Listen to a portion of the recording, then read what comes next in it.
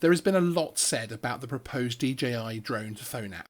Today, we take a deeper dive and speak to DJI to find out what is really going on. Geeksvana is your drone channel. Hey everyone, my name is Sean and welcome to Geeksvana. There's been a lot of discussion lately regarding the recent news that drones will be able to be tracked by anyone with a smartphone. Now, as usual with this type of story, there is a lot of information being put out there, and some of it is becoming mixed up, chewed up, and thrown back out in the wrong order, meaning a lot of people are getting the wrong idea. So in this video, we're going to discuss the facts behind the headlines and take a look at how this will impact the hobby moving forward. This will include specific information on the UK, Europe and the US, so stay tuned. Before we venture in, if you are new here, please consider subscribing, and to get the latest drone news first, hit the notification bell. Also, as a quick poll of our audience, how do you feel about the prospect of drones emitting information, including your pilot ID? Is this something you have no issue with, or is it a step too far? Leave the comment OK ID if you have no issue with it, or leave no ID if you think it is a step too far and you do not support it. It'll be very interesting to see how you all feel about this subject. Firstly, let's look at where all this started. Certainly, the recent press reports of the DJI drone to phone app have got us all discussing the subject. But this has been something which has been coming for a much longer period of time, and it isn't driven by DJI or other drone manufacturers. It's actually a subject raised by the legislators of the world, such as the FAA and the CAA. For the FAA, you have to go back as far as 2017 and their release of the UAS Remote Tracking and ID ARC report. This report was compiled by a federally chartered committee charged with reporting on technologies available to identify and track drones in flight and other associated issues. The committee had 74 members, representing a diverse array of stakeholders that included the aviation community, industry member organisations, law enforcement, and manufacturers, etc.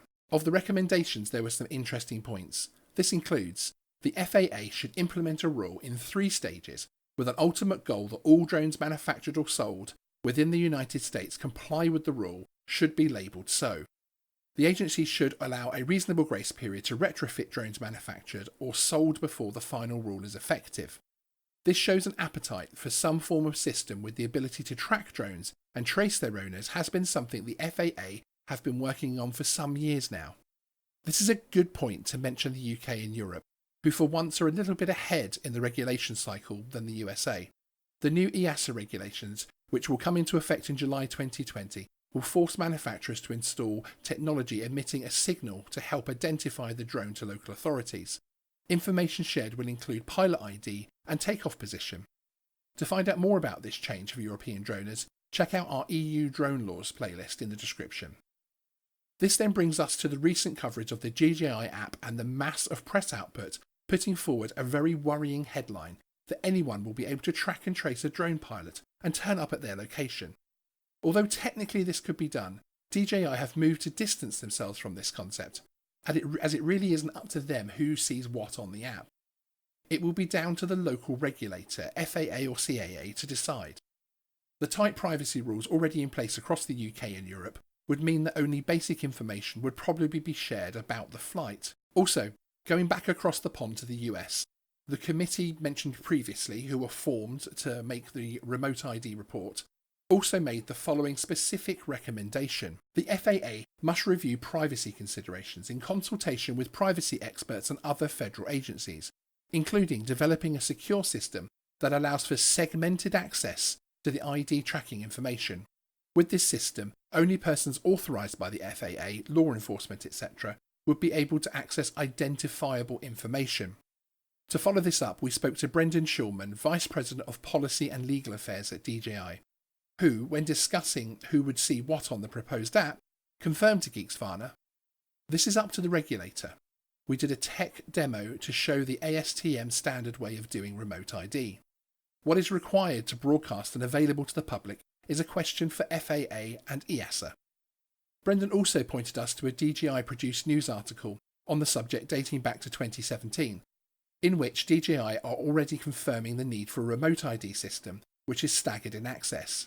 The link to this is in the description, but an important section of it reads, Governments around the world are considering proposals to require most drones to be equipped with remote identification capabilities, consistent with the legal frameworks and expectations in each country. While a network system would likely force drone pilots to pay for wireless data service on every drone, a local broadcast mechanism imposes the least cost on manufacturers and no cost on drone users. Owners and operators have legitimate reasons to keep the locations, dates and times of their UAS flights private, even if that data is not directly associated with personally identifiable information. The report states, they are referring to the ARC report here, the privacy of all individuals, including operators and customers, should be addressed. And privacy should be a consideration during the rulemaking for remote ID and tracking. The report establishes a pathway for remote identification technology to satisfy law enforcement and national security needs, whilst also respecting the rights of drone pilots and protecting their flight data. By showing that authorities can manage their safety and security concerns about drones, the ARC report will assist the FAA to move forward with more far-reaching professional uses of drones, such as flying directly over unprotected people or beyond visual line of sight. So, the important points to take away from this in terms of DJI's proposed app are: 1. This is a FAA initiative, not a DJI concept. They produced the app in response to the initiative. 2. The next wave of advanced flying cannot happen until remote ID is in place. 3. The regulator will decide who sees what, not the app producer. 4. The system will work over Wi-Fi only and would be available for line of sight and restricted zone of operation. 5. In the US, there will be a period of public comment coming up about which system should be used overall. 6. As opposed to other systems suggested, the Wi-Fi system suggested by DJI would not store data. Once the flight is over, the data is no longer available. Other systems being looked at would store the data of your flight centrally.